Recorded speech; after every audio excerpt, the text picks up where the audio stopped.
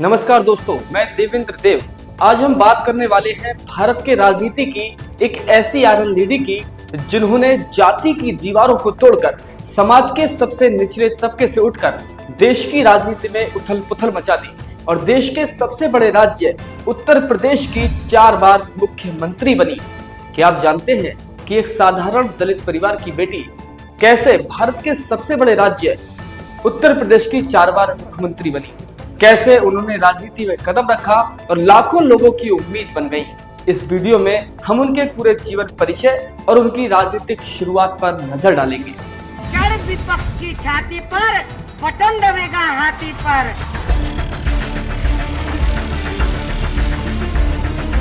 मैं मायावती सत्य निष्ठा से प्रतिज्ञा करती हूँ। मैं उत्तर प्रदेश राज्य के मुख्यमंत्री के रूप में अपने कर्तव्यों का श्रद्धापूर्वक और शुद्ध अंतकरण से निर्वहन करूंगी। साधारण दलित परिवार में पोस्ट ऑफिस के क्लर्क प्रभुदास की 9 संतानों में सबसे बड़ी बेटी मायावती का जन्म 15 जनवरी 1956 को दिल्ली में हुआ। बचपन दिल्ली की गौतमपुरी कॉलोनी में बीता। माता रामवती गृहिणी थी।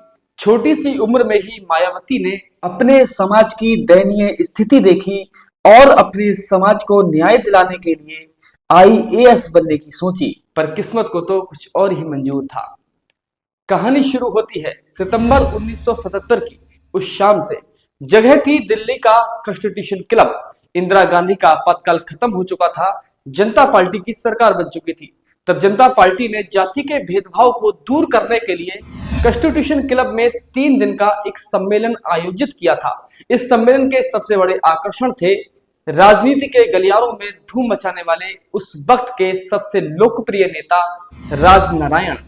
वही राजनारायण जिन्होंने 1977 में रायबरेली से उस वक्त की सबसे ताकतवर नेता इंदिरा गांधी को 55,000 से भी ज्यादा वोटों से चुनाव हराया था। राजनारायण मोरारजी देसाई सरकार में स्वास्थ्य मंत्री थे।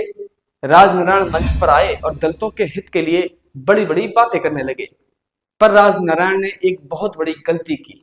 वह अपने भाषण में दलितों को बार बार हरिजन शब्द से संबोधित कर रहे थे। सामने देश के बड़े बड़े दलित नेता बैठे हुए थे। सब चुपचाप सुनते रहे। फिर तमाम नेताओं के भाषण के बाद नंबर आया उस लड़की का, जिसने मंच पर आते ही राजनारायण और बाकी नेताओं की धज्जियां उड़ा दी। उसने कहा कि ये समाजवादी नेता खुद को समझते क्या हैं? खुद को दलित हितैषी कहते हैं। इन्हें यहां तक नहीं पता कि दलित को हरिजन कहना भी उनका अपमान करना है। हमारे भगवान भीमराव अंबेडकर जी ने भी हरिजन शब्द का हमेशा विरोध किया और संविधान में हमारे लिए शेड्यूल कास्ट यानी अनुसूचित जाति कहा। तो राजनारायण की हिम्मत कैसे हुई हमें हरिजन कहने की? इतनी बेबाकी से बोलने वाली लड़की थी कुमारी मायावती।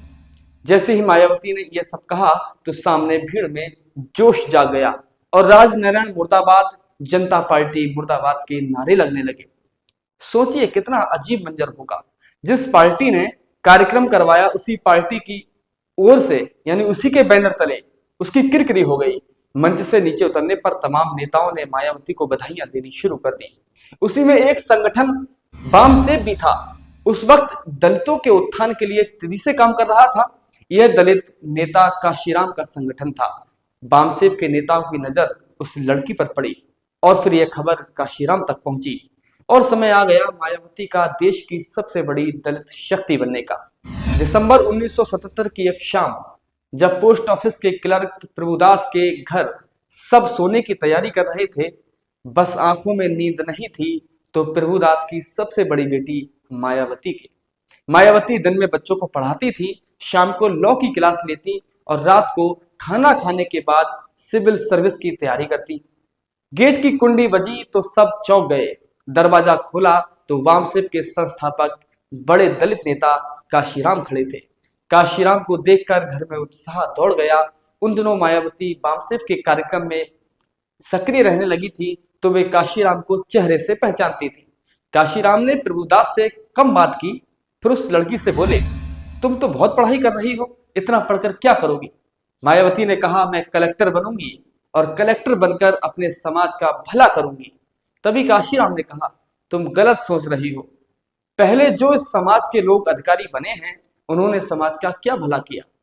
सब राजनीति की उंगलियों पर चलते हैं, तुम मेरे साथ चलो, इस आंदोलन का हिस्सा बनो, मैं तुम्हें ऐसा बना दूंगा कि दर्जनों कलेक्टर फाइलें लेकर तुम्हारे सामने दस्तखत कराने के लिए खड़े होंगे।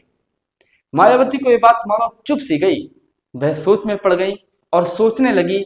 कई दिनों तक सोचने के बाद वह समझ गई कि वह सिविल सर्विस की सेवा के लिए नहीं बनी है। उन्होंने अपना मन दलित सेवा के लिए समर्पित करने का बना लिया। उनके इस फैसले से उनके पिता प्रभुदास नाराज हो गए। उन्होंने अपनी बेटी को स्पष्ट शब्दों में कह दिया कि या तो तुम काशीराम का साथ छोड़ दो, इस मिशन का साथ छोड़ दो और पढ़ाई करो, या हमारे घर से निकल जाओ। मायावती को भी यह अंदेशा पहले से ही था, इसलिए वह अपनी टीचर की नौकरी से पैसे बचा कर रखती थी। वह तैश में बोली, ठीक है, मैं घर छोड़ देती हूँ, और अपने कपड़े और जमा पूंजी लेकर पहुंच गई करोल बाग में बामसेफ के दफ्तर। और मायावती ने फिर वहां से कभी पलट कर नहीं देखा।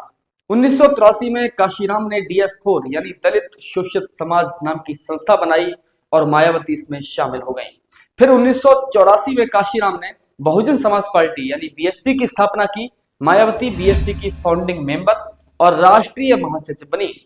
1984 में मायावती ने अपनी राजनीतिक करियर की शुरुआत की। वह पहली बार कैराना से लोकसभा चुनाव लड़ी पर हार गई। फिर 1985 में उपचुनाव में बिजनौर से और 1987 में हरिद्वार से चुनाव में हार मिली, लेकिन संघर्ष जारी रहा और फिर 1989 और 1991 में वे बिजनौर से सांसद चुनी गई। यह उनकी राजनीतिक शुरुआत का स्वर्णिम दौर था। 1993 में BSP ने समाजवादी पार्टी के साथ गठबंधन किया और उत्तर प्रदेश में सरकार बनाई, लेकिन गठबंधन टूटा और 1995 में BSP ने भाजपा के समर्थन से सरकार बनाई। मायावती पहली बार उत्तर प्रदेश की मुख्यमंत्री बनी, भारत की पहली महिला दलित मुख्यमंत्री, वो भी सिर्फ 39 साल की उम्र में।